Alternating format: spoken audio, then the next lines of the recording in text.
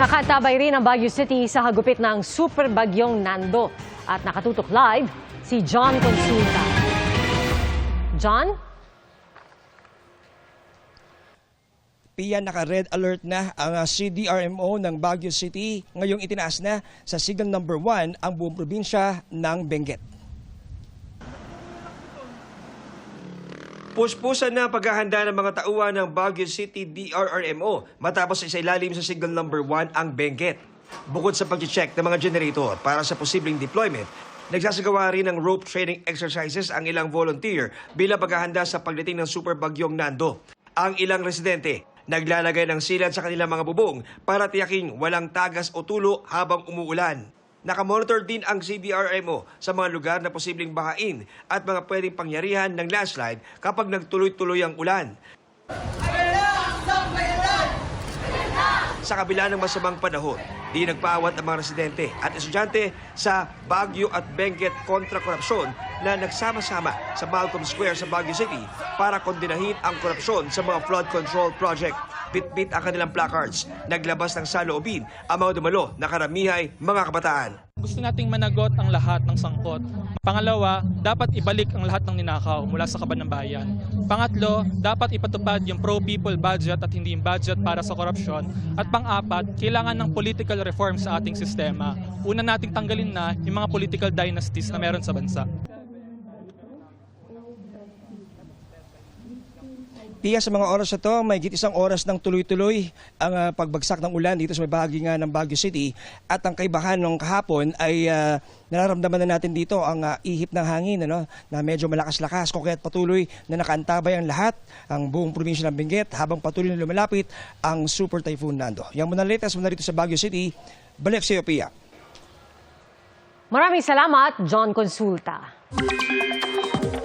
Mga kapuso, isa ng super typhoon ang bagyong Nando bago ang posibleng pagtama nito sa lupa.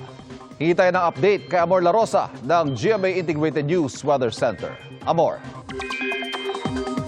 Salamat, Ivan. Mga kapuso, patuloy nga ang paglakas at paglapit ng Super Typhoon Nando. Dahil po dyan, signal number 3 na sa southern portion ng Batanes, Babuyan Islands at ganoon din sa northeastern portion ng mainland Cagayan. Signal number 2 naman sa natitirang bahagi po ng Batanes, natitirang bahagi ng mainland Cagayan, northern and eastern portions ng Isabela, Apayao, Abra, Kalinga, eastern portion ng Mountain Province, Ilocos Norte at ganoon din sa northern portion ng Ilocos Sur.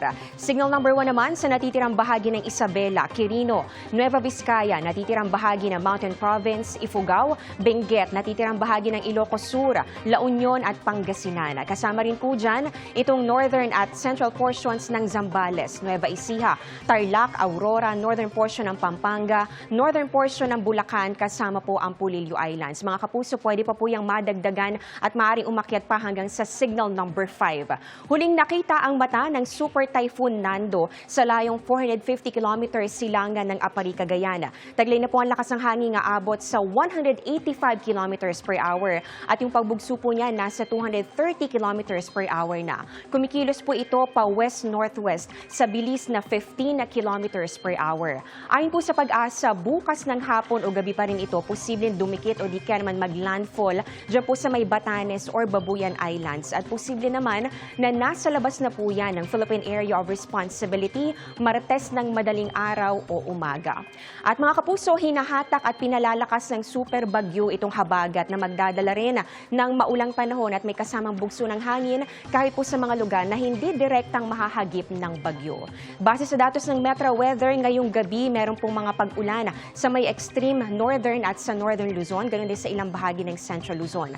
May mga kalat-kalat na ulan din dito sa ilang bahagi po ng Metro Manila, Southern Luzon at pati na rin sa ilang lugar dyan po sa Visayas. Bukas ng umaga, mabababad na sa matitindi at halos walang tigil po ng mga pag-ulan at napakalakas na hangin. Ito pong Batanes at pati na rin ang Babuyan Islands, Cagayan Valley, Cordillera, ganoon din po ang Ilocos Region at hanggang dito po yan sa ilang bahagi ng Central Luzon. Mas titindi po yung mga pag-ulan sa hapon at gabi, lalo't ito na yung inaasahan po natin na turuyang po didikit o di kaya naman magla-landfall itong super bagyo. Kitang-kita po yung lawak nito pong mga pag-ulan ulan at sakop ng bagyo. Magiging maulan din sa malaking bahagi ng Mimaropa, Calabarzon, Bicol Region at ganun din sa ilang bahagi po ng Visayas at ng Mindanao. Sa Metro Manila, may mga kalat-kalat na ulan na sa ilang lungsod sa umaga at pwede pong maulit po yan sa hapon at gabi at posible pong malawakan kaya doble ingat. Yan muna ang latest sa ating panahon. Ako po si Amor La Rosa para sa GMA Integrated News Weather Center. Maasahan anuman ang panahon.